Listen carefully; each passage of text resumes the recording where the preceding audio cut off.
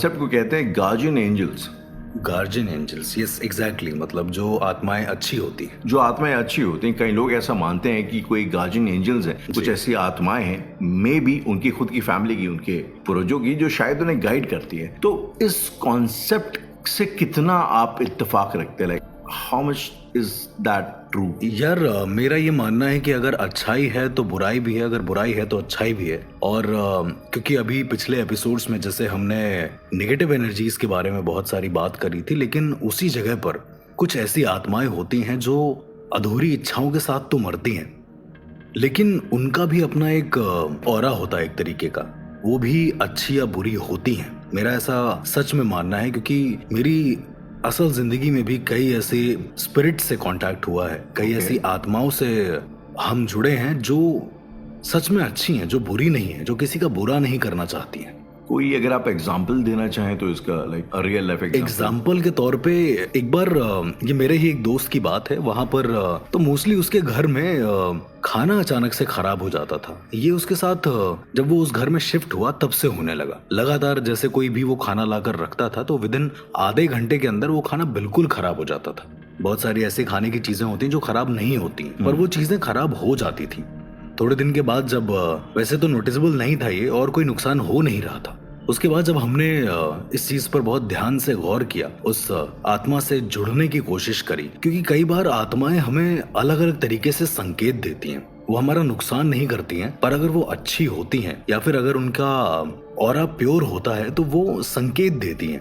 शायद कुछ ऐसा रह गया हो जो छूट गया हो। तो व्हाट हैपेंड कि जब हम उनसे जुड़े तो उस स्पिरिट ने ये बताया कि वो अपने घर वालों को खाने का वादा करा था कि वो खाना देगा। वो एक मजदूर था और वो मर गया घर जाते वक्त। और इट इज बिलीव्ड दैट कि जब ये फ्लैट बन रहा था तब वो इस यहाँ पर काम करता था। वो पगार लेकर वापस जा ही रहा था और वो मर गया। और मरने के बाद उसकी आत्मा इसी फ्लैट पर रह गई, उसकी एनर्जी इसी जगह पर बॉन्ड सी हो गई। तो जब हमें ये पता चला तो उसके बाद उस इंसान के घर में हम लोग गए और उनके घर वालों को खाना प्रोवाइड किया। काफी गरीब थे वो लोग। तो आप देख रहे हैं राहुल की इंटेंशन गलत नहीं है। उस आत्मा की इंटेंशन बिल्कुल प्योर थी, बिल्कुल सही थी, क्योंकि वो अपने परिवार को खुश देखना चाहती थी, जैसे आम जिंदगी में हम सब देखना चाहते हैं। तो एक तरीके से ये भी अच्छी स्पिरिट है, ये गलत स्पिरिट नहीं है। तो क्या अर्श हम इस बात को अज्यूम कर सकते हैं क्या कि जो हमारे पूर्वज है या प्रॉब्ली जो हमारे फोर फादर्स है, तो कहीं ना कहीं वो आज भी शायद हमारे ऊपर उनकी एक तरीके का साया है, छत्र छाया है? और बिल्कुल बिल्कुल। तो पूर्वजों का कॉन्सेप्ट बहुत पुराना है। पूर्वजों का कॉन्सेप्ट इतना पुराना है कि शायद हमें खुद भी एग्जैक्ट ना पता हो। कई बार आपने सुना होगा कि लोग सपना देख लेते हैं कि उन्होंने कुछ बहुत पुरानी जगह देखी है। वो किसी एक बूढ़े से इंसान को देखते हैं। मैंने कई बार ऐसे सपनों पर रिसर्च भी करी इनफैक्ट। तो मैंने ये सुना है कि वो लोग अपने पूर्वजों को देख कर आ जाते हैं, क्योंकि स्पिरिट कभी कभी अवेयर हो जाती है सपने में इतनी कि वो समय में आगे या पीछे जा सकती है। तो पूर्वज तो होते हैं, ये मेरा कंफर्म मानना है। अगर आप उदाहरण के तौर पे लें, जैसे हमारे फादर हैं या उनके फादर हैं एक तरीके से, तो कहीं ना कहीं एक सिमिलैरिटी रहती है। कहीं ना कहीं एक हम लोगों के जीन्स में एक, अब उसको आप जीन कह लें या फिर शारीरिक बनावट कह लें, तो एक सिमिलैरिटी रहती है। लेकिन सोच में अगर आप देखेंगे राहुल, तो मेरे घर में जैसे मैं हूँ वैसे मेरे पापा नहीं है, वैसे मेरे बाबा थे। क्या ऐसा आपने कभी सुना है? अक्सर, मतलब सुना क्या, खुद के घर में देखा भी है। खुद के घर में देखा भी है। तो इसके पीछे का जो सिग्निफिकेंस है वो भी यही है कि शायद से जो हमारे पूर्वज रहे हों उनका कोई अंश कहीं ना कहीं किसी ना किसी तरीके से विजिबल हो गया हो हमारे बीच। अच्छा, दूसरा ये कि आपने बहुत बार सुना होगा कि कुछ ऐसे लोग होते हैं जो भूत प्रेत आत्माओं में मानते हैं, लेकिन उन पर ज्यादा ऊर्जाएं असर नहीं कर पाती हैं। जैसे ही कोई असर करने आती हैं वो अपने कुछ पूर्वजों को याद करते हैं, या वो नहीं भी याद करते हैं तो अचानक से क्या होता है कि वो ऊर्जाएं निरस्त हो जाती हैं उनके सामने। ऐसा कभी आपने सुना होगा? जी जी। तो ये कहते हैं कि इष्ट का आशीर्वाद, आपने इष्टों का नाम सुना होगा या फिर पूर्वजों का आशीर्वाद है। कहीं ना कहीं हम सब के अंदर कोई एक ऐसी ऊर्जा जरूर विद्यमान है। एक तरीके से आप उसे ऊर्जा का नाम दे दें, आप उसे पूर्वजों का नाम दे दें, वो जरूर विद्यमान है एक अंश के रूप में जो हमारी रक्षा करती है कहीं ना कहीं। और कई बार आपने पंडितों और ब्राह्मणों को सुना होगा कि आपके पूर्वज अभी शांत नहीं हुए हैं या परेशान है बहुत ज्यादा। ऐसा मैं ज्यादा उस कॉन्सेप्ट को लेके नहीं बोलूंगा, पर मेरा ये मानना है कि जो पूर्वज हैं वो हमेशा साथ रहते हैं। एक गार्जियन एंजल की तरह, जैसा कि हमारा आज का जैसा कि टॉपिक है। बिल्कुल लोग अक्सर मानते भी या हैं। एग्जैक्टली। इसी से मिलता जुलता एक और सवाल है अर्श। रिसेंटली एक मूवी हम सब ने देखी थी and that movie was Kantara. Kantara, exactly, yes. South का एक ट्रेडिशन इनफैक्ट जहाँ पे एक कुल देवता है जिनकी आत्मा को पंचुरली देव, पंचुरली देव, Yes, जिनकी yes. आत्मा को बुलाया जाता है और एक नर्तक होता है जिनके शरीर पे ये आत्मा आती है। और इसी तरीके के बहुत सारी चीजें, इनका अलग अलग वेरिएशंस जो है इंडिया के कई सारे हिस्सों में होता है। बिल्कुल, मैं बिल्कुल। उत्तराखंड से आता हूँ, उत्तरांचल से आता हूँ। अच्छा। तो हमारे यहाँ जागर करके एक प्रोसेशन होता है and the concept is more और द सेम कि एक कुल देवता है जिनकी आत्मा का आह्वान किया जाता है। तो इस कॉन्सेप्ट के बारे में आपका क्या ख्याल है? ये अक्सर कई लोग इसको अंधविश्वास बोलते हैं, टेक्नोलॉजी बोलते हैं, लेकिन कई लोगों का बड़ा अखंड अटूट विश्वास है। बहुत ज्यादा विश्वास है। इनफैक्ट मेरा ऐसा मानना है कि अगर आप एथीस्ट हैं तो ठीक है, अपनी जगह पर ठीक है, पर इनको नकारना नहीं चाहिए, क्योंकि लाखों लोग ऐसे हैं जो प्रथाओं को मानते आ रहे हैं, जो चीजों को करते आ रहे हैं। इनफैक्ट जैसे कांतारा मूवी की आपने बात करी, मैं उस पर भी आऊंगा, पर उससे पहले जैसे उत्तराखंड की बात करी तो वहां पर एक कॉन्सेप्ट बहुत ज्यादा फेमस है। कॉन्सेप्ट क्या, एक प्रथा है, बहुत पूजनीय प्रथा है, जहां पर माता की डोली जाती है।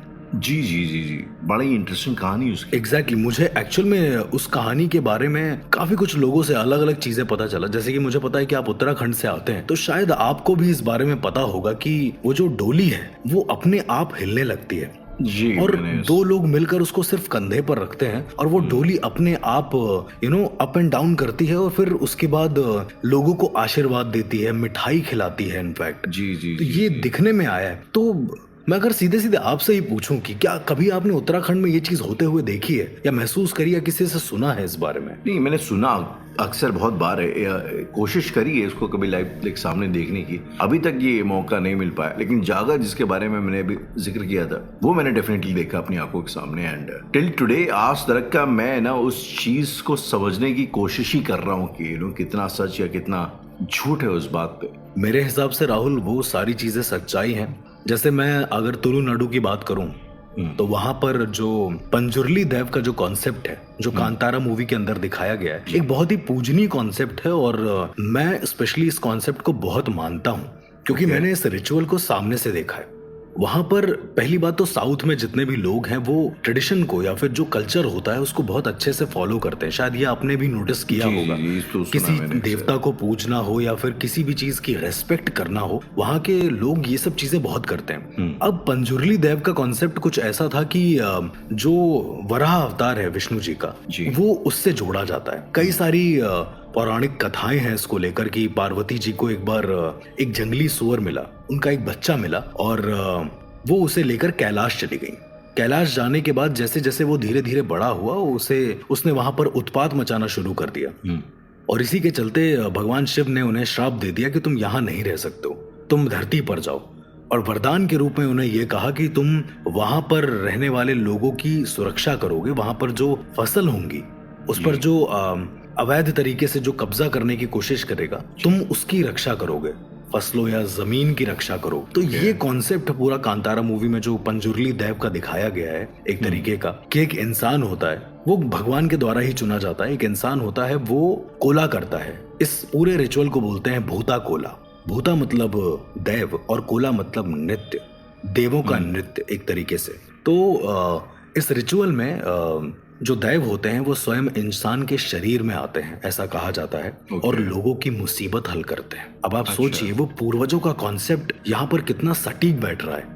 भले ही वो हमारे भगवान है लेकिन एक तरीके से हमारी रक्षा कर रहे हैं, एक तरीके से हमें सुरक्षित रख रहे हैं किसी तरीके से। तो वो लोगों के शरीर में आते हैं, उसमें पूजा होती है, वो नृत्य करते हैं, लोग उनके सामने हाथ जोड़कर खड़े होते हैं, कई सारे ढोल बजते हैं उनके सामने, कई सारे पूरा मेला लगता है भूता कोला में। लेकिन अर्श, मतलब यहाँ पे जो सवाल है, बुनियादी सवाल यही खड़ा होता है कि आप being a sceptic mind like me, मैं जिस तरीके से एक स्केप्टिकल इंसान हूँ, तो मैं कैसे फर्क करूंगा कि ये एक जेन्युइनली किसी का पोजीशन है या फिर ये एक इंसान जो कि फेक कर रहा है। तो उदाहरण के तौर पर जैसे आपने अगर कांतारा मूवी देखी होगी, तो कांतारा मूवी में जो ऋषभ शेट्टी सर थे जिन्होंने डायरेक्ट करी है, जो खुद एक्टर भी है उसमें, इनफैक्ट एक शॉट को करते वक्त जहां पर एक शॉट था, पोजीशन तो नहीं बोल सकते, उस इंसान के शरीर में जब वो दैव आते हैं तो जो कोला उसमें जो दिखाया गया है कांतारा मूवी में वो दरअसल असली है। वो कोला नकली नहीं है।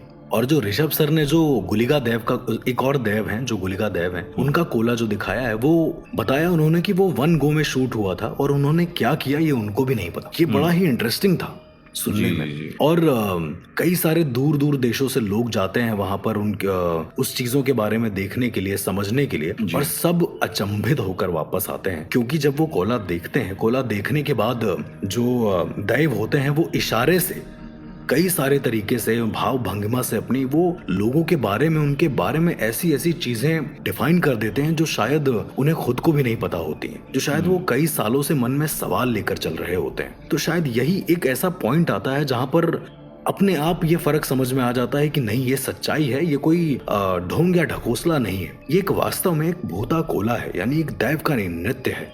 जो दैव शरीर में आते हैं और वो नृत्य करते हैं, फिर लोगों की मुसीबत हल करते हैं। दर्शक, अगर अच्छी आत्माओं का जिक्र हो रहा है तो एक स्टोरी शायद मुझे भी याद आ रही है। एक स्टोरी है, शायद आपने भी सुनी होगी, द स्टोरी ऑफ सिपाही Harbhajan Singh. Yes yes yes, बिल्कुल बिल्कुल। वो एक 1962 की में जब इंडिया चाइना की वॉर हुई थी, तो ये पंजाब रेजिमेंट के, सिख रेजिमेंट के एक सिपाही थे और ये उसमें शहीद हुए थे, और नाथुला पास, सिक्किम के पास कहीं पे। और आज तक जो है लोग कैसा बताते हैं, जो सिपाही वहां पे जाते हैं उस पोस्ट में, उस पोस्ट की रखवाली करने के लिए, तो हरभजन सिंह जी का जो घोस्ट है, उनका जो भूत है, वो आके रात में जो सिपाही जो ड्यूटी पे होते हैं, अगर सो जाते हैं तो उनको थप्पड़ मार के जगाते हैं, या फिर कोई अगर इम्पेंडिंग, मतलब अवेयर कर देते हैं, या कोई अटैक आने वाला होता है तो उसके लिए अवेयर करा देते हैं। तो ये एक कहानी बड़ी प्रचलित सी है, लेजेंड्स में है। जैसे आपने एक आर्मी को लेकर एक कहानी बताई जी। एक शिमला हिमाचल हाईवे के पास एक जगह है, दाक्षाई ग्रेवयार्ड। पता नहीं आपने सुना है कि नहीं। That is very underrated, but मेरी one of the most haunted places में से एक है वो। अब मैं उसको गार्जियन एंजल से इसलिए जोड़ रहा हूँ क्योंकि वहां पर जब हम लोगों का पहला एक्सपीरियंस हुआ तो एक आर्मी वाले इंसान ने ही, इंसान कह लें या फिर एक आत्मा कह लें, एक गुड सोल कह लें, उन्होंने ही हमारी मदद करी। तो ऐसा माना जाता है कि दाक्षाई ग्रेवयार्ड चंडीगढ़ के आसपास पड़ता है, शिमला हिमाचल हाईवे। जब आप जाते हैं चंडीगढ़ से, जब आप हिमाचल जाते हैं तो बीच में हाईवे जो पड़ता है, मैं उस हाईवे की बात कर रहा हूँ। तो वहां पर जब हम लोग गए रात को, तो अचानक से क्या हुआ कि गूगल मैप में लोकेशन गायब हो गई, और जहां हम लोग पहुंचे हैं वो जगह पर कोई भी कब्रिस्तान नहीं था। ऐसा कहा जाता है कि वो चंडीगढ़ की मोस्ट हॉन्टेड प्लेसेस में से एक है, दाक्षाई ग्रेवयार्ड। और कहा जाता है कि वहां पे मेम की कब्र है, मतलब एक औरत है, उसकी कब्र है, वो अपने बच्चे को लेकर वहीं पे मर गई थी। It is believe that. और भी कई कई कहानियां हैं जो मुझे ज्यादा नहीं पता है। पर हम लोग जब वहां पर गए थे रिसर्च के लिए तो अंधेरा बहुत हो गया था पहली चीज, और वो थोड़ा कैंट वाला एरिया है। उसके बाद हम लोगों ने गाड़ी आगे बढ़ाई। मेरे साथ 2 और पैरानॉर्मल एक्सपर्ट गए थे। तो जब हम गाड़ी आगे बढ़ाई है हमने, तो बहुत छोटी सी जगह थी। तो मैंने क्या देखा, मैं पीछे बैठा था, तो मैंने देखा कि पीछे एक आर्मी वाले पर्सन थे, काफी एजेड लग रहे थे, और वो बाइक से चल रहे थे। फिर उसके बाद वो मेरे साइड से लाइक राइट हैंड से सीधे निकल गए। थोड़ी देर के बाद जब गाड़ी हम लोगों ने रोकी है और रास्ता फिर से गायब हुआ है, तो हम लोग नीचे उतरे हैं थोड़ी देर के लिए।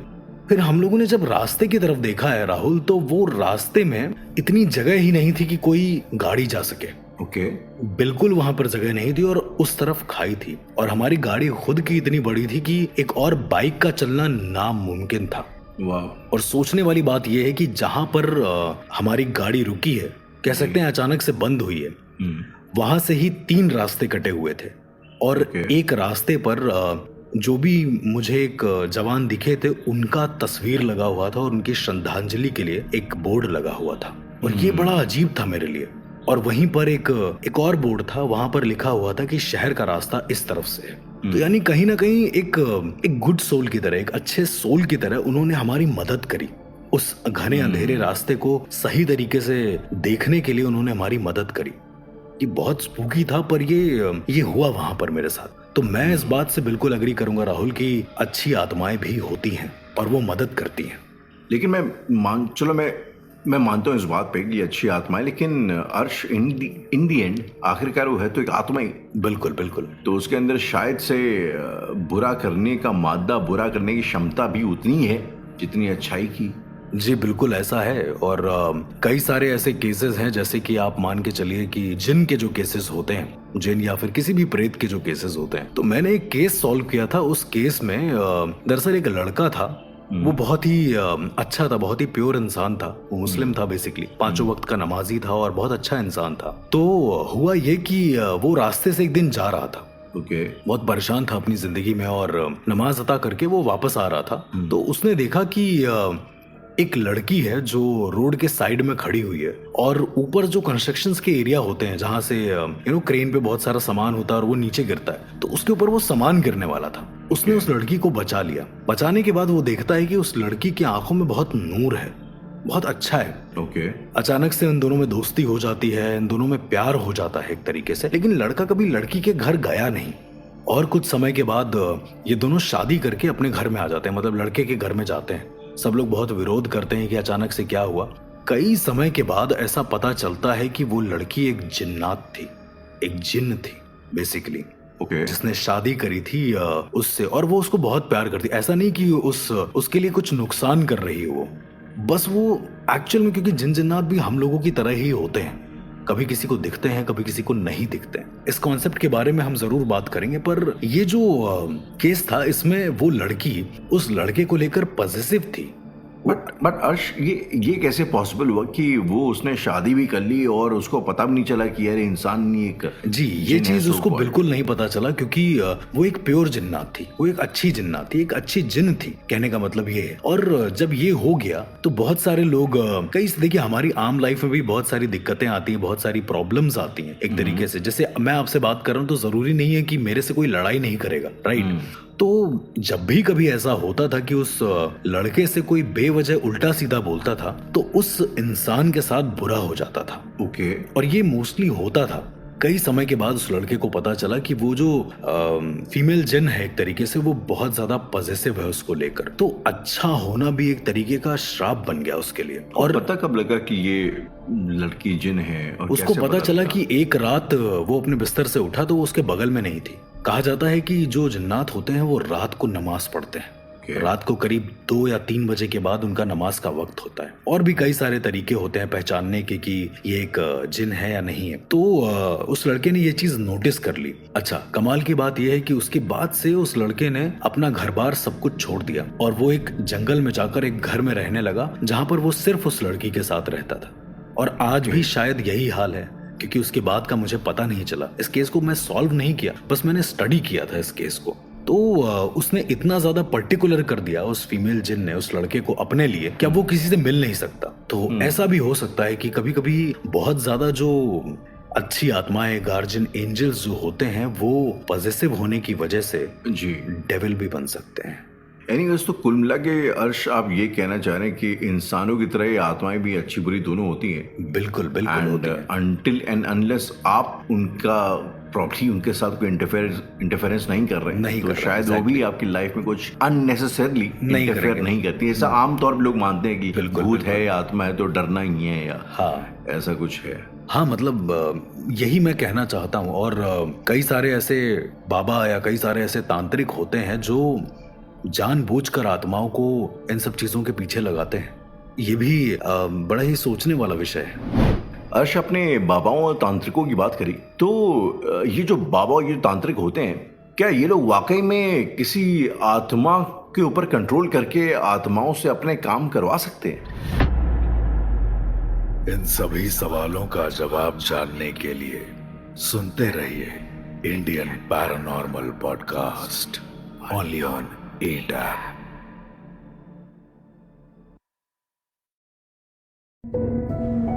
It exclusively presents Indian Paranormal Podcast, अर्श और राहुल के साथ।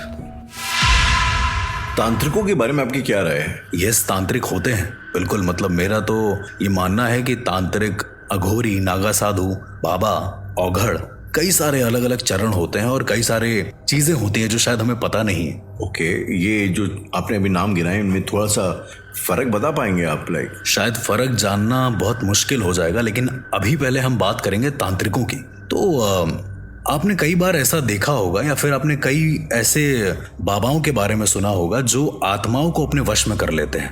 और उनसे काम कराते हैं। आपका एक सवाल भी था कि क्या ये ऐसा पॉसिबल है, तो बिल्कुल पॉसिबल है। साधनाओं की शक्ति से अपनी जो साधना है उनकी मंत्र विधान है या फिर जो भी उनका तरीका है उनके गुरु द्वारा बताया गया, उस तरीके से अगर वो कर सकते हैं तो चीजों को अपने बस में तो नहीं कर सकते, लेकिन एक बाध्य कर लेते हैं, एक वचन दे देते हैं। कहने का मतलब ये है, ओके, आसान शब्दों में अगर मैं आपको समझाऊं तो वो उस चीज की पूजा करते हैं और पूजा करने के बाद जब वो स्पिरिट या फिर कोई भी आत्मा या कोई भी दैवीय शक्ति आती है उनके सामने, तो वो उनसे वचन लेते हैं, उनको वचन देते हैं कि ऐसा ऐसा है, मैंने आपकी साधना करा है, मुझे आपसे ये वचन चाहिए, मुझे आपसे ये शक्ति चाहिए एक तरीके से। तो कई सारे ऐसे तांत्रिक हैं जो ये सब चीजें करते आए हैं बहुत टाइम से, और अच्छे तांत्रिक हैं। इनफैक्ट तांत्रिक भी अच्छे बुरे होते हैं। यहाँ पर भी एक बहुत बड़ा इशू आता है। कोलकाता में एक बहुत बड़े तांत्रिक थे, बहुत बड़े सिद्ध तांत्रिक थे, जिनका नाम था तारानाथ तांत्रिक। तारानाथ तांत्रिक, बिल्कुल। इनके बारे में एक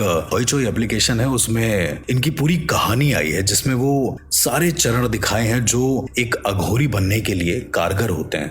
अघोरियों के बारे में बात न करते हुए अगर मैं तांत्रिक के ऊपर आता हूँ तो बहुत सारे लोग इन्हें सिर्फ तांत्रिक के नाम से जानते थे, जबकि थे ये अघोरी। तांत्रिक बेसिकली सीखने के चरण में होते हैं, जो तंत्र को साधते हैं वो तांत्रिक कहलाते हैं। ये तंत्र क्या होता है? तंत्र खुद में राहुल अपना एक बहुत बड़ा विषय है जिसके बारे में मैं चाहूंगा कि और भी जब बड़े एक्सपर्ट आए तो वो उसके बारे में आपको बताएं कि क्या तंत्र होता है बेसिकली। मैं राम अशोक जी को जरूर इनवाइट करूंगा इस चीज के लिए। तंत्र बेसिकली जैसे अगर हम बात करते हैं कि जो तंत्र को साध ले, जो किसी तरह के मैकेनिज्म को साध ले, वो तांत्रिक कहलाता है। तो जो ऊर्जाओं के तंत्र को, ऊर्जाओं के मैकेनिज्म को साध ले और उसे अपने हिसाब से काम करवाए, वो एक तांत्रिक कहलाता है, ऐसा माना जाता है। ये डेफिनेशन से एक इंजीनियर की तरह साउंड कर रहा है। हाँ, क्योंकि आप अभी मेरे सामने एज अ स्केप्टिक पर्सन बैठे हो, तो मेरा भी एक फर्ज बनता है कि मैं आपको आम भाषा में आपको समझाऊं, ताकि जो सुनने वाले हैं, जो समझने वाले हैं, वो इस चीज को समझ पाएं कि दरअसल सारी चीजों का कनेक्शन ऊर्जाओं से ही है। ऊर्जा ही है जो चल रही है या नहीं चल रही है। अगेन मैं आता हूं अगर तांत्रिक में, तो कुछ ऐसे अजीब से तांत्रिक हैं जो सिर्फ ढोंग करते हैं।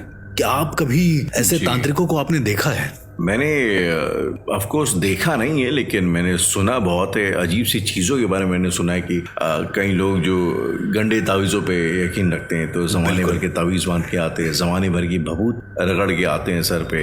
कई तांत्रिक हैं जो मैंने देखा जो रुद्राक्ष मालाएं बांटते रहते हैं, ये बोलते रहते हैं इसमें बड़ी शक्ति है, अपार शक्ति है। थोड़ा सा वक्त मिलेगा तो ये रुद्राक्ष की माला के बारे में बताइएगा।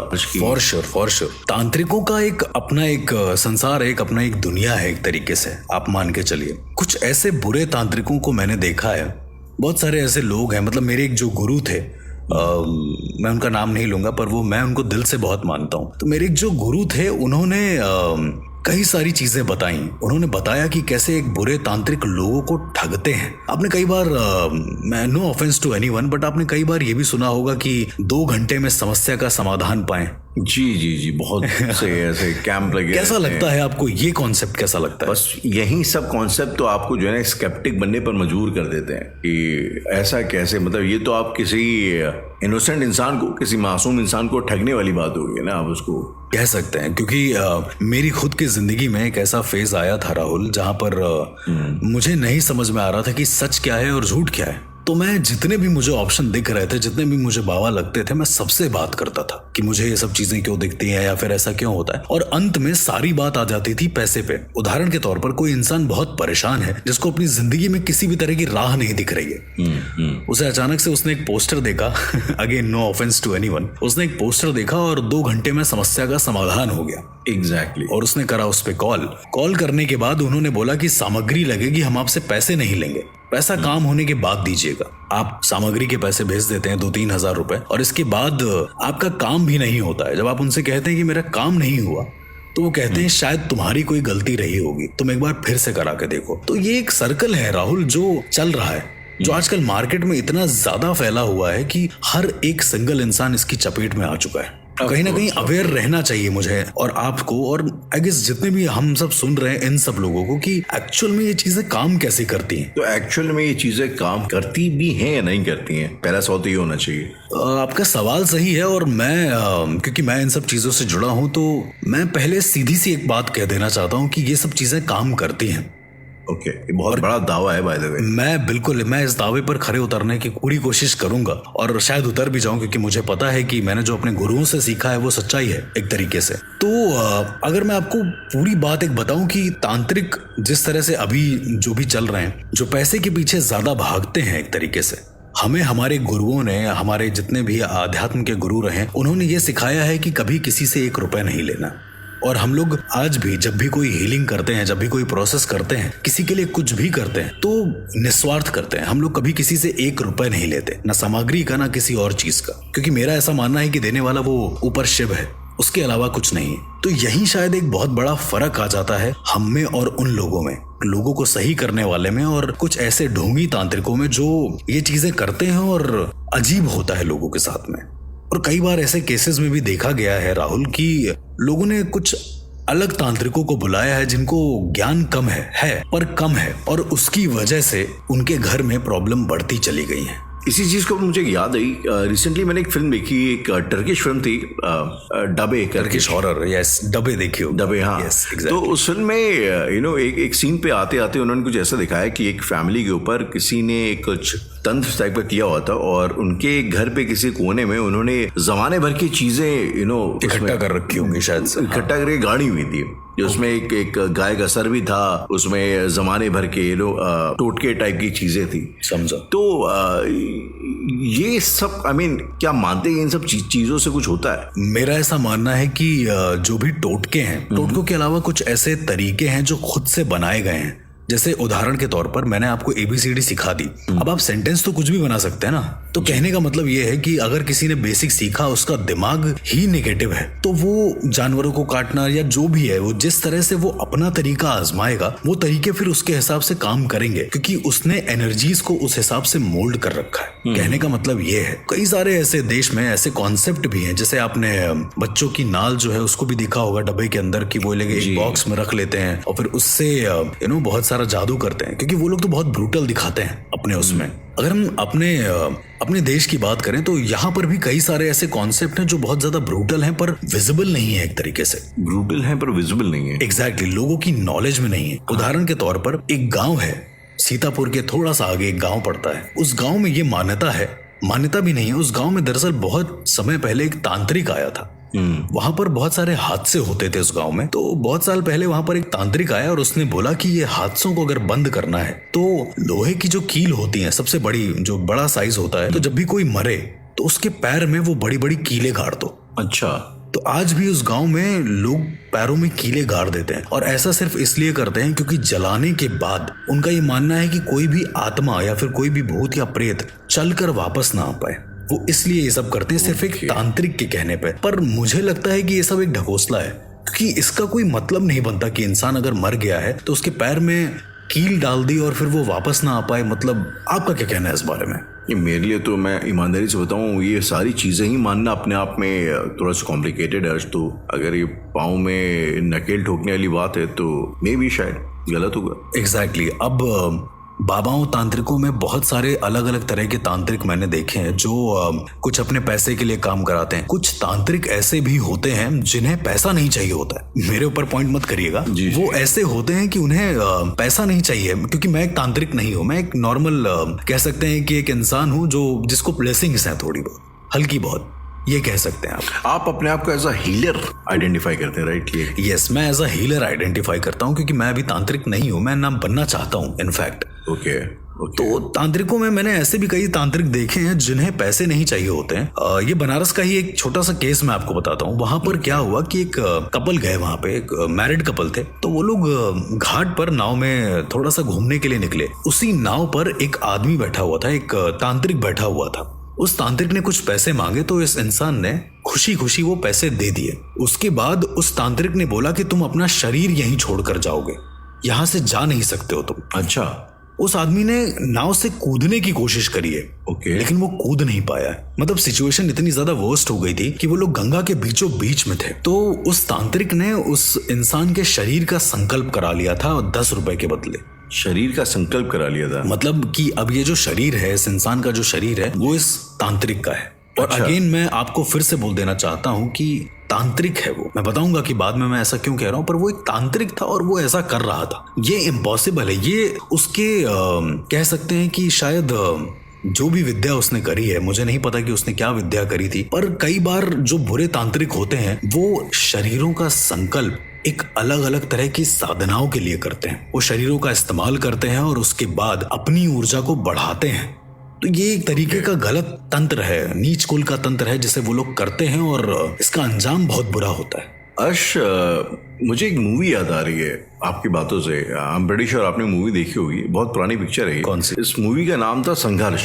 और इस मूवी में अक्षय कुमार थी, प्रीति जिंटा थी and most importantly Ashutosh Rana थे। Ashutosh sir, yes. और आशुतोष राणा जो है वो एक सॉर्ट ऑफ काली भक्त तांत्रिक होते हैं जो कि बच्चों को किडनैप करते हैं और उनका ये मानना है कि बच्चों की कुछ 10-11 बच्चों की बलि अगर वो दे देंगे तो उसके बाद वो समां अमर हो जाएंगे। तो एग्जैक्टली, समझ गया जी, ये जो कॉन्सेप्ट होता है ना कि पहली बात तो बलि देने वाला, उस पर नर बलि देने वाला और उस पर ये दावा करना कि ऐसा करने से आप अमर भी हो सकते हैं। Don't you think like this is like pushing the envelope too far? I mean बहुत ज्यादा। बिल्कुल बिल्कुल। और मुझे ये, मैं इन सब चीजों को एंडोर्स भी नहीं करता हूँ, मैं आगे इसको सपोर्ट भी नहीं करता हूँ इनफैक्टली। और क्योंकि बात ऐसी है कि जैसे मान लीजिए, जैसे अब अथर्ववेद को ही उठा लीजिए या फिर रावण संहिता को ले लेते हैं, तो रावण संहिता में शिव जी ने रावण को कई सारी चीजों के बारे में बताया है। शिव जी ने कई सारे तरीकों के बारे में बताया है। लेकिन जब आप रावण संहिता पढ़ेंगे, चौखंबा की पढ़ें, गीता प्रेस गोरखपुर की पढ़ें, आप उसमें देखेंगे कि उसमें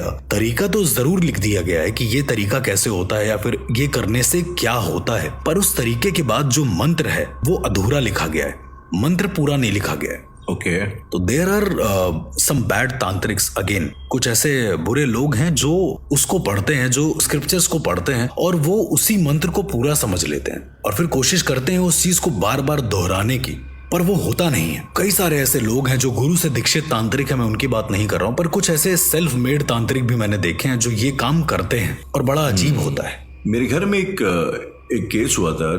मेरे रिश्तेदार थे, उनके बेटे के साथ कुछ प्रॉब्लम हो गया था। अच्छा, मतलब कुछ सुपरनैचुरल हुआ था? कुछ पैरानॉर्मल सुपरनैचुरल किस्म का एक प्रॉब्लम हुआ था और काफी पुरानी बात है। उन्होंने किसी तांत्रिक को कांटेक्ट किया।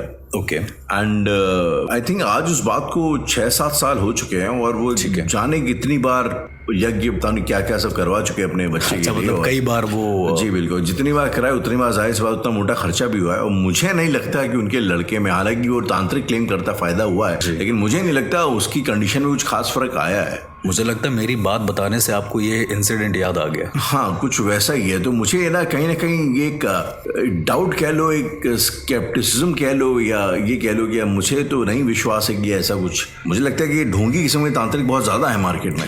मैं आपको और जितने भी लिसनर हैं उन सबको यही बोलना चाहूंगा कि कई बार ऐसे भी कोई तांत्रिक होते हैं जिनको कुछ बहुत विधाएं पता होती हैं, जिनको कुछ बहुत मंत्र विधान पता होते हैं, कुछ बहुत चीजें पता होती हैं। स्टार्टिंग में जब वो आपको दिखाते हैं, जब आपके घर के बारे में थोड़ी बहुत चीजें बता देते हैं, क्योंकि उनको थोड़ा बहुत ज्ञान होता है चीजों का। मैं ये नहीं कह रहा हूँ बहुत होता है, थोड़ा बहुत होता है, तो वो पास्ट अजम्पशंस करके आपको बता देते हैं कि ऐसा ऐसा कुछ हुआ होगा या फिर ऐसा कुछ। जैसे ही आप उनसे इन्फ्लुएंस होते हैं, ये मैं उन तांत्रिकों की बात कर रहा हूं जिनको बिल्कुल भी नॉलेज नहीं होता। जैसे आपने अपने रिलेटिव्स का केस बताया, मैं उसी को एक आधार मानकर बता रहा हूं। तो ये तांत्रिक क्या करते हैं, पहले आपकी नब्ज पता कर लेते हैं कि असल में हो क्या रहा है, और उसके बाद ये आपसे कहेंगे कि आपको एक यज्ञ कराना पड़ेगा, आपको एक हवन कराना पड़ेगा, जो कि खर्चा मुश्किल से 10-15 हजार का आएगा। और लोग मोस्टली करा लेते हैं, जो जिनके पास होता है पैसा वो करा लेते हैं। कभी कभार ये भोली वाली जनता को भी लूटते हैं, ठीक है। उसके बाद क्या होगा, उस हवन कराने के बाद कुछ देर तक चीजें ठीक हो जाएंगी, पर थोड़े समय के बाद वही दिक्कत वापस आएगी। ऐसा भी आपने सुना होगा कि भाई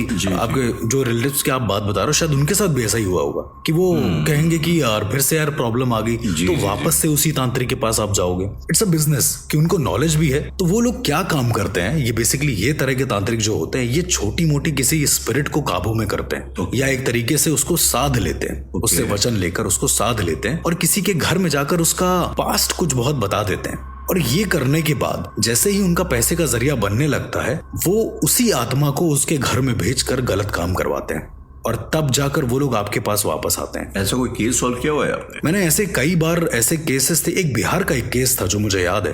वहां पर ऐसा था कि उस एक लेडी थी, मतलब मेरे फ्रेंड की एक आंटी थी, उनके साथ ऐसा होता था कि वो अलग अलग आवाजों में बात करती थी। Okay. वो 3-4 अलग अलग आवाज में बात करती थी और उनका कहना था कि उनके घर में जो उनकी बहन है उनकी बहुत पहले डेथ हो गई थी और वो उसके अंदर आती हैं, बोलती हैं, ये सब चीजें। जब मैंने इस केस को समझा, इस केस को जाना बहुत अच्छे से, तो पता चला कि 10 साल से वो एक तांत्रिक से अपना इलाज करवा रही हैं। अच्छा। लगातार। और उनके घर जाकर जो मैंने देखा राहुल, वो बिलीव करने लायक नहीं था। जब मैंने सारी चीजें, अपनी चीजें करी, तो देखने पर यह पता चला कि उस तांत्रिक ने करीब नहीं तो 50 से 60 अलग अलग ताबीजें दे रखी हैं अलग अलग जगह पर। और एक आम लैंग्वेज में भी अगर मैं आपको बताऊं कि बहुत सारी जब एनर्जी होती है ताबीजों में, भले ही आप मंत्र या दुआ पढ़ते हैं या फिर ये सब चीजें रखते हैं, जब कहीं पर बहुत ज्यादा एनर्जीज होती है ना, तो वहां पर क्लैश हो जाता है एनर्जीज का और बहुत खराब हो जाती हैं सारी चीजें। वो तांत्रिक लगातार, वो करीबन हर हफ्ते 15-20 हजार उनसे लूट रहा था। तो आप सोचिए 1 साल के अंदर अंदर उनसे कितना पैसा लूट लिया होगा। जब मैंने उनको बताया कि ऐसा कुछ नहीं है, ये बस एक बुरी स्पिरिट आपके ऊपर लगाई गई है ठीक 10 साल पहले, तब उन्होंने बताया कि 10 साल पहले तो वो उस तांत्रिक के पास गई थी।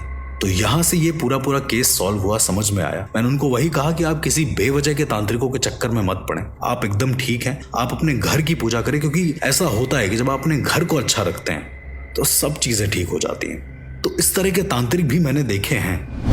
तो ये तो होगी नकली तांत्रिकों की बात। जो असली तांत्रिक होते हैं वो क्या होते हैं?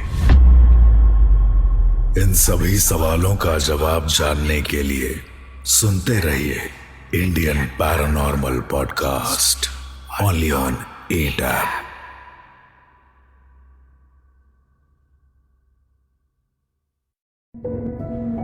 It exclusively presents Indian Paranormal Podcast, अर्श और राहुल के साथ।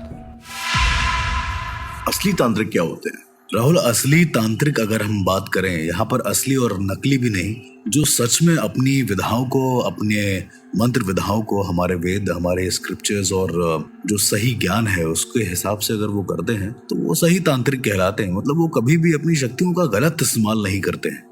मेरा ये कहने का मतलब है, वो ही अच्छे तांत्रिक होते हैं। तो अर्श, ये जो अच्छे तांत्रिक होते हैं, जो सही तांत्रिक होते हैं, ये आत्माओं को वश में करके आत्माओं से भी अपने काम करवा सकते हैं। देखिए, वश में करना, ये जो शब्द है, ये शायद एक बहुत बड़ा शब्द है अपने में, राइट? ओके। जैसे वशीकरण के बारे में हमने पहले बात करी है, लेकिन वश में आत्माएं कभी नहीं होती हैं, मेरा ये मानना है। भाई, आप एक जिंदा इंसान हैं और आप एक ऊर्जा को अपने वश में कर रहे हैं। ये मेरे लिए सुनने में थोड़ा अटपटा सा है, पर जो असली तांत्रिक होते हैं, जो असली साधक होते हैं, मैं टर्म यूज करूंगा कि असली साधक जो होते हैं, वो सच में ये सब कर सकते हैं। वो ऊर्जाओं को अपने वश में नहीं, अपने हिसाब से चला सकते हैं। वो अपनी एनर्जी इस तरह से बदल सकते हैं कि ऊर्जा उनके हिसाब से चलने पे मजबूर हो जाए। अर्श, हम लोगों ने बचपन से ही जो है एक कहानी सुनी है अलादीन की। अलादीन होता है और एक जिन होता है जिसको अगर आप चिराग खींचते हैं, जिन बाहर आता है और आप जिन जो है आपसे 3 मुरादें मांगते हैं और उसके बाद वो आपकी मुरादों को पूरा करता है। तो ये क्या कुछ उसी तरीके का कॉन्सेप्ट जैसा है कि अगर जिन आपकी बस में आ गया तो आप उससे कुछ भी काम करवा सकते हैं? यार, आपका सोचना शायद सही है, पर जिन भी बेसिकली वश में नहीं होते हैं कभी भी। तो अगर मैं तांत्रिकों की बात करूं कि वो इतनी सारी चीजें फिर कैसे कर लेते हैं, कई सारे लोगों के दिमाग में एक ख्याल आता है कि फिर वो इतनी बड़ी बड़ी चीजों को अंजाम कैसे दे देते हैं। तो उसका सिर्फ एक ही सवाल, जो सिद्ध तांत्रिक होते हैं वो अपनी सिद्धियों के दम पर, वो कई सारी शक्तियों के दम पर, उन्हें साध कर ये चीजें कर सकते हैं। बहुत सारी चीजें ऐसी हैं जो आम इंसान के बस के बाहर हैं, वो भी कर सकते हैं, और ये मैंने सच्चाई में देखा है। अर्श, ये हम लोग हनुमान चालीसा पढ़ते हैं तो उसमें कहते हैं हनुमान जी को अष्ट सिद्धि नवनिधि के दाता। तो ये 8 सिद्धियां कौन सी होती हैं जिनके बारे में अक्सर जो है बार बार जिक्र आता है और कहते हैं कि ये जो अष्ट सिद्धियां हैं, ये 8 प्राइमरी सिद्धियों के बारे में बात होती है। जैसे बहुत कम लोगों को ऐसा पता है कि 8 सिद्धियां हैं, 64 कलाएं हैं। तो ये जो सिद्धियां होती हैं, ये एक तरीके की सुपर पावर्स होती हैं क्या? मेरे हिसाब से जैसे आप खाते हैं, जैसे आप सोते हैं, ये सब कलाएं होती हैं। और जैसे जैसे चंद्रमा अपने हिसाब से घटता बढ़ता रहता है, चंद्रमा की 16 कलाएं, उस हिसाब से हमारे शरीर में चेंजमेंट होते रहते हैं, और इसी का फायदा उठाते हैं तांत्रिक। बहुत सारे ऐसे तांत्रिक होते हैं जो अपनी शक्तियां गेन करने के लिए अमावस्या, आपने अमावस्या और पूर्णिमा के बारे में बहुत कॉन्सेप्ट सुना होगा कि यार अमावस्या के दिन मैं ये करूंगा, अमावस्या के दिन मैं मंत्र साधना, या पूर्णिमा के दिन मैं मंत्र साधना करूंगा, क्योंकि चांद भी 16 कलाओं के हिसाब से ही चलता है। उसमें भी 16 कलाएं होती हैं, कभी घटता है, बढ़ता है, फिर बहुत बढ़ता है। तो उन कलाओं के हिसाब से ही हमारे शरीर के जो एनर्जीज होती हैं वो घटती या बढ़ती रहती है। ऐसा कहा जाता है कि अमावस्या पर हमारे शरीर की एनर्जी कमजोर हो जाती है और नेगेटिविटी जो होती है, जो नेगेटिव ऊर्जा होती है, वो बढ़ जाती है। तांत्रिकों के लिए ये चीजें बहुत ज्यादा जरूरी होती हैं जब नेगेटिविटी बढ़े, क्योंकि जब वो लोग उसको साधते हैं, एक तरीके से उस चीज को काबू करते हैं, आम भाषा में जैसे मैं कह लूं, तो वो लोग धीरे धीरे शून्य को काबू करने से पहले नेगेटिविटी को काबू करना सीखते हैं, फिर वो धीरे धीरे शून्य की तरफ बढ़ते हैं। ये अर्श जो पूर्णमासी की रात होती है, ठीक है, जिसमें फुल मून नाइट जिसको कहते हैं, और अक्सर ये चीजें हमने सुनी है कि अगर आपके एस्थमेटिक प्रॉब्लम्स हो या फिर आपको अगर कोई साइकोलॉजिकल प्रॉब्लम्स हो, तो आप फुल मून नाइट के दिन जो है रात में छत पे सोएं और चांदनी में रहने से बड़े फायदे होते हैं उस चीज के। इनफैक्ट मैंने यहाँ तक सुना है कि जो अंग्रेजी में वर्ड होता है lunatic, in fact comes from the word lunar, because जिस तरीके से चांद जो है, जब चांद जो अपनी फलक पे चढ़ता है, फुल मून नाइट होती है, तो वो आपके मेंटल बैलेंस को कहीं ना कहीं इफेक्ट करता है। इज देयर लाइक कोई साइंटिफिक लॉजिक है जो इसमें एप्लीकेबल है, या फिर खाली मान्यताओं वाली बात है? राहुल, मेरा ऐसा मानना है कि कुछ चीजें ऐसी हैं जो विज्ञान कभी प्रूव नहीं कर सकता, और उन्हीं सारी चीजों में ये प्रकृति की चीजें आती हैं। तांत्रिक एक ऐसे शख्स होते हैं, कुछ ऐसे इंसान होते हैं, कुछ ऐसे सिद्ध पुरुष होते हैं जो इन सारी चीजों के बारे में, इन सारी प्रकृति, इन सारी हर एक मिट्टी के बारे में जानते हैं। वो जानते हैं कि किस दिशा में किस ग्रह की स्थिति बदलती है। कहीं ना कहीं वो इन सारी चीजों का अध्ययन करके आत्माओं को या अदर किसी भी डायमेंशंस को एक्सेस करने में सक्षम हो जाते हैं। यही मानना है, या फिर यही मेरा ऐसा मानना है जो मैंने एक्सपीरियंस किया है उस हिसाब से, कि तांत्रिक ये सारे काम कर सकते हैं। जैसे हर इंजीनियर के टूल्स होते हैं, वैसे ही अगर आप तांत्रिक को एज एन इंजीनियर डिफाइन करते हैं, तो तांत्रिक के टूल्स वगैरह क्या होते हैं, उनके टेक्नोलॉजी क्या होती है? अब ये शायद एक सोचने वाला विषय है, क्योंकि शायद राहुल आपने देखा ही होगा जो तांत्रिक यूज करते हैं, जैसे कपाल यूज करते हैं, खोपड़ी का, एग्जैक्टली, एक हड्डी यूज करते हैं, बहुत लोगों ने देखा है। लेकिन उस तरह के तांत्रिकों को बहुत ज्यादा लाइमलाइट में करके दिखा दिया जाता है कि यार वो ये यूज करते हैं, वो ऐसा करते हैं, वो ऐसा करते हैं, पर दरअसल ऐसा होता नहीं है। इतना सब कुछ होता नहीं है जो उसमें दिखाया जाता है। वो तांत्रिक यूज करते हैं जो बहुत अपर लेवल पर जा चुके होते हैं, और हर इंसान जो इतने ऊपर लेवल तक जा चुका है, कोई भी ऐसा तांत्रिक, वो टीवी में आकर अपने आप को शो ऑफ तो कभी नहीं करेगा, मेरा ऐसा मानना है। एक बहुत पहले एक शो हुआ करता था, बाबा रिजवान सर का एक शो था, बहुत अच्छे वो तांत्रिक है, बहुत अच्छे एक्सपर्ट हैं, पैरानॉर्मल एक्सपर्ट है। उनका एक शो आता था, काल कपाल महाकाल, बहुत फेमस शो था। तो उसमें वो क्या करते थे कि वो जितने भी बाबा लोग हैं वो उनकी पोल खोलते थे। अच्छा। वो बताते थे कि कैसे नारियल के अंदर से खून आता है, वो बताते थे कि कैसे नींबू के अंदर से जब आप नींबू को काटते हैं तो नींबू लाल हो जाता है। वो बताते थे कि किन किन केमिकल्स की वजह से ऐसा होता है। जबकि असल जिंदगी में देखें तो रिजवान बाबा खुद में बहुत बड़े पैरानॉर्मल एक्सपर्ट हैं। उनको बहुत सारे अमलियत, बहुत सारे रूहानी अमल, बहुत सारे कह सकते हैं कि सिद्धियों के बारे में पता है जो गुप्त हैं, जो सिर्फ गुरुओं के जरिए ही मिलती हैं। तो ऐसे भी अच्छे तांत्रिक, अच्छे आलिम या फिर अच्छे पथ प्रदर्शक आज भी एग्जिस्ट करते हैं इस दुनिया में, मेरा ऐसा मानना है। एक शख्स है, आज मैं उनके बारे में आपसे पूछना चाहूंगा, आजकल काफी ज्यादा पॉपुलर है thanks to social media, Bageshwar Dham Baba. बिल्कुल बिल्कुल। और बीच में बहुत बड़ी कंट्रोवर्सी भी चली थी कि वो जो मेंटलिज्म करते हैं वो मेंटलिस्ट हैं या फिर वो एक वाकई में सिद्ध पुरुष है। तो उनके बारे में अगर आप कुछ बताना चाहें तो आपकी क्या ओपिनियन? देखिए, ऐसा पहली बात तो नो कमेंट्स ऑन एनीवन मेरे हिसाब से, क्योंकि मैं जिस हिसाब से मैंने देखा है उनको, आज भी इस दुनिया में ऐसे लोग एग्जिस्ट करते हैं जो मंत्रोच्चारण से, क्योंकि मंत्र से बहुत कुछ होता है राहुल, और मैं उनको तांत्रिक भी नहीं कहूंगा, मैं उनको सिर्फ एक ऐसा इंसान कहूंगा जिस पर गुरु कृपा है, जिस पर गुरु का हाथ है।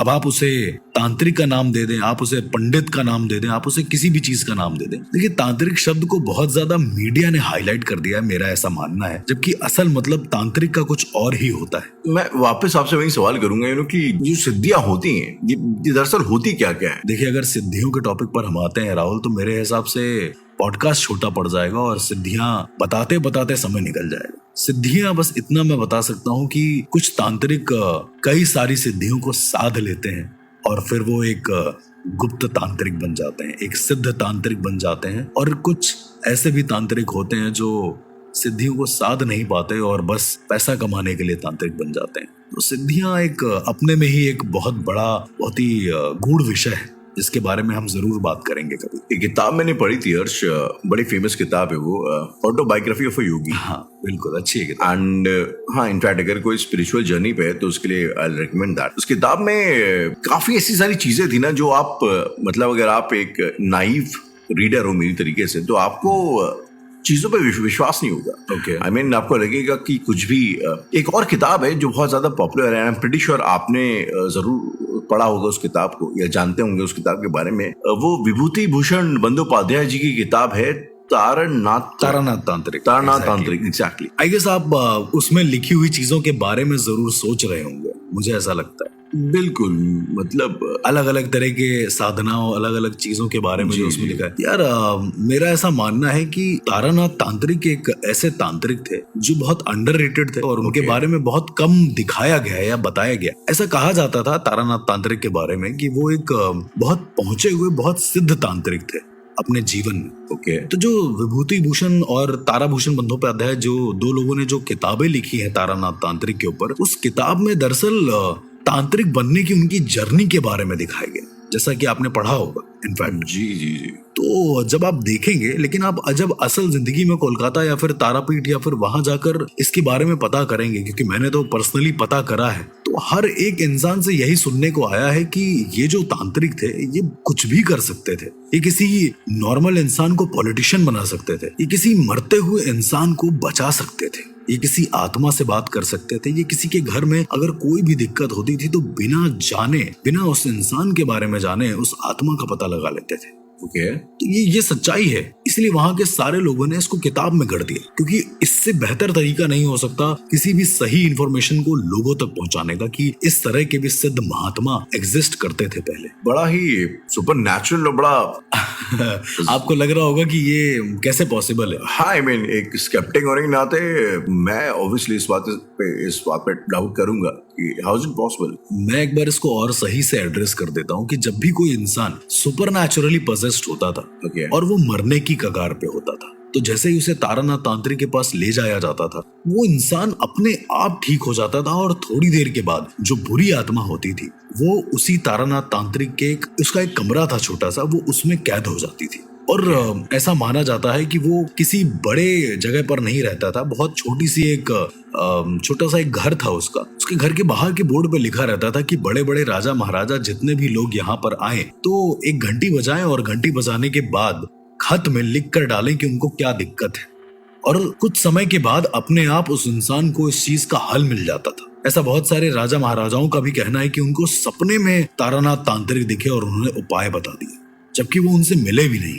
ये एक मतलब बड़ी ही अद्भुत और बहुत बड़ी ही विचित्र चीज है जो मैंने देखी, मैंने इनफैक्ट लोगों से समझी, जानी इस बारे में। एक वेब सीरीज आई थी जिसमें तारानाथ तांत्रिक के बारे में हर एक डिटेल दिखाई गई, वो भी अडॉप्शन थी विभूति भूषण बंदोपाध्याय की बुक की।